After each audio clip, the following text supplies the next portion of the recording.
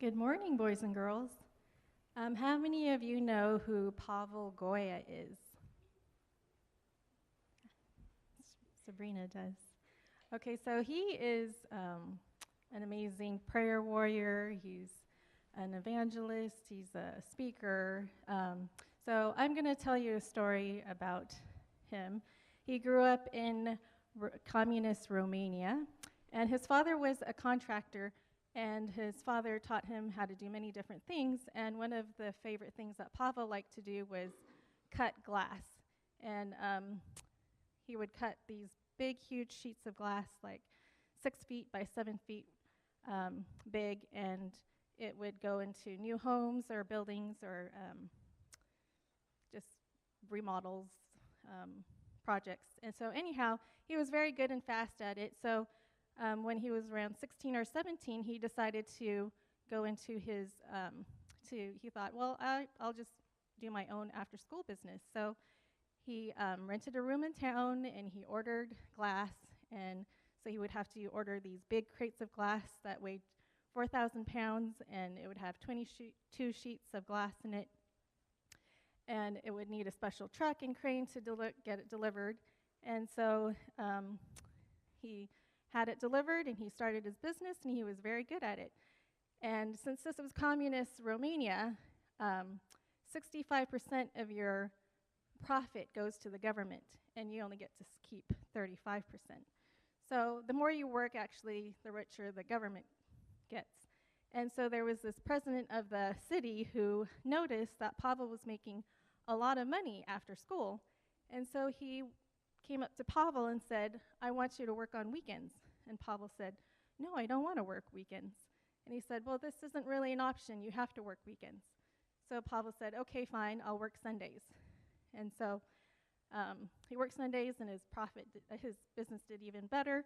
So the government official came back and said, you have to work Saturdays too. And Pavel said, no, I'm not working Saturdays.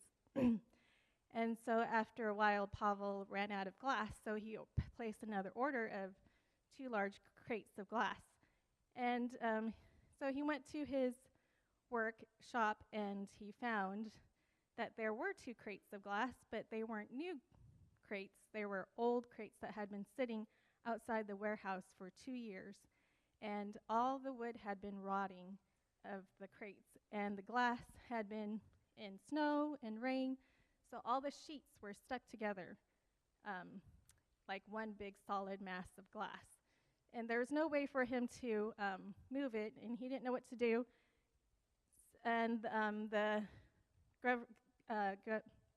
government official came and said, well, you have to either return the glass fixed, or you have to pay for it in full, or if you don't do that, I'm going to file a police report and you're going to be sent to jail. So Pavel said, well, if you send me to jail, I'm not going to be able to work anymore, and the government's not going to be making more money off of me, so why don't you just let me work longer hours on Sunday and longer hours after school? So now I'm going to read you the rest of the story. So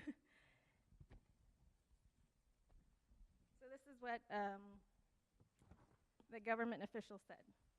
Okay, if you return the 2 crates of glass undamaged and in good condition, I will let you continue your business. On the other hand, if the glass is damaged while you are handling it, you will have to pay for it in full. I'm going to punish you and teach you a lesson I believe will change your mind. So go ahead and attempt to return the glass, he said with a baleful smile.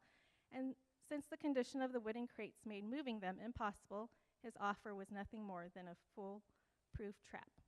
For days, Pavel had been praying, but now it felt as if his world would surely collapse on him. Seeing his long face, his father asked what was troubling him. After explaining his plight, he listened intently to his father share from his personal experience with God. You don't have to beg God. You told him once about your need. Don't you think he heard you? He said. You don't have to keep asking him for the same thing over and over. Just give your problem to him.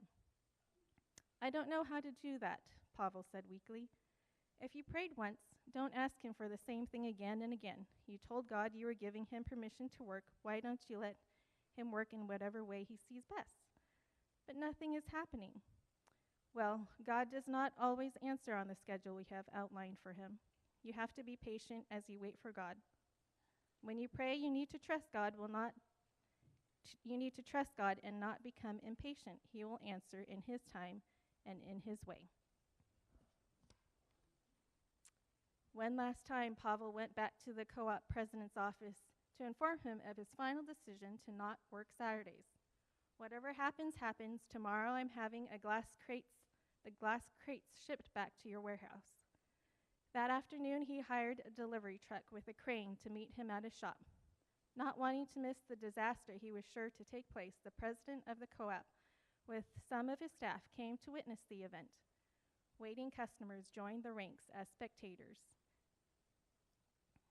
Seeing a crowd gathering, several people happening by on the street decided to stop and watch as well. When the delivery truck driver arrived and inspected the crates, he wanted no part in moving them. These crates weigh about 4,000 pounds. These rotten crates will never hold together, he said, shaking his head. I will take full responsibility, Pavel assured him. I won't touch those crates unless you sign a release waiver for all liabilities. With the document signed, the lorry driver swung his crane into position, dropping the cables down to the crates. Hooking them to the rigging blocks mounted on the first crate, he began to lift. Breathlessly, Pavel watched as the slack left the cables and the rotten wooden crate lifted, gently swaying as it left the ground. Suddenly, the driver lifted the crate until it was about 8 feet in the air. Just as he was preparing to swing the crate to the truck, a startling crashing sound rang out. The bottom had suddenly dropped from the crate. The many long months of sitting in water and mud had taken its toll. With nothing to support it, the cube of welded glass sheets began to fall free. But to the amazement of all, it mysteriously halted its descent just beneath the crate. The bottomless crate swung back and forth above the 4,000-pound block of glass, suspended in air. In unison, the crowd of spectators gasped. For a couple of long minutes, no one dared to breathe. The entire crowd remained frozen in their tracks. Time stood still. Pavel felt his knees begin to knot together beneath him. The driver, with his hands still on the controls of the crane, proved to be equally shaken. In tones barely above a whisper, he asked, "What shall I do?" "I don't know," was all Pavel could reply. All at once, an idea came like a flash into his mind. "Lower the crate back over the glass," he instructed the driver. Slowly, the driver lowered the crate back over the cube of suspended glass. As the crate completely enclosed the glass, they descended in unison back to the ground. The driver wrapped steel cables several times around the crate before lifting it to the bed of his truck. The spectators stood in silence as the truck drove away.